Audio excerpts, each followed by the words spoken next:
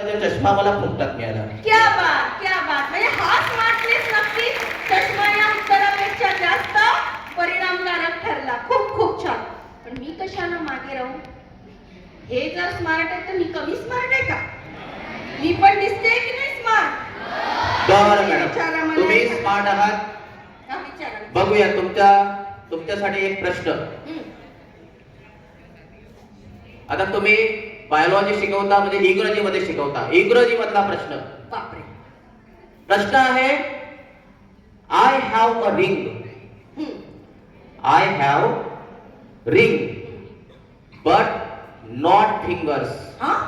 What am I? Rings आहे, finger मध्येच आहे. बिना रिंगचा फिंगर नाहीये. सोपी प्रश्न आहे. मॅडम तो म्हणत होता मी स्मार्ट आहे.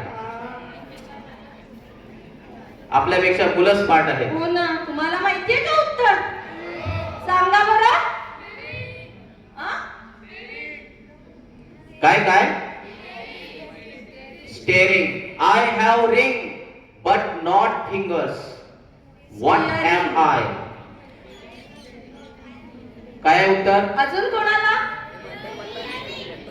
Year ring. अच्छा. खरंच हे वेगवेगळे उत्तर आहेत, पण उत्तर बरोबर आहे. काय सर शेवटी? Phone. I have phone. Ring but not fingers. त्याचं उत्तर आहे फोन, मोबाईल. Correct correct. ठीक आहे. आमची हुशारी तर आम्ही दाखवली आहे, सॉरी. पण आपल्याकडे 4 टीम्स आणि अत्यंत स्मार्ट आपले असे विद्यार्थी आलेले आहेत.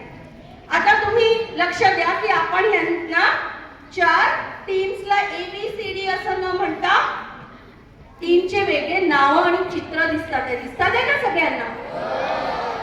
आणि हे सगळे विज्ञानाचे आविष्कार आहेत. एरोप्लेन, टीम एरोप्लेन मध्ये 6वी, 7वी, 8वी आणि 11वी चे विद्यार्थी आहेत. टीम शिप 6वी, 7वी, 8वी, 11वी. टीम कार आणि टीम ट्रॅक्टर अशा 4 टीम्स आहेत आणि 4ही टीम्स मध्ये एकाच वयोगटातले सारखे असे विद्यार्थी आपण डिस्ट्रीब्यूट केलेले आहेत आणि यांच्यामध्ये रंगणार आहे आपली विज्ञानाची फेरी. दळणवळणाच्या साधनात विज्ञानाने केलेला आविष्कार हा इतका जास्त की आपण आता काही तासातच पृथ्वीच्या एका भागातून दुसऱ्या भागापर्यंत पोहोचू शकतो. बरोबर आहे की नाही? आणि त्याच विज्ञानाला सलाम करण्यासाठी आपण आज हे एरोप्लेन, शिप, कार आणि ट्रॅक्टर हे यांच्या टीमची नावं ठरवलेली आहेत. तर पहिले तर जोरदार या 4ही टीमसाठी टाळ्या होऊन जाऊ द्या.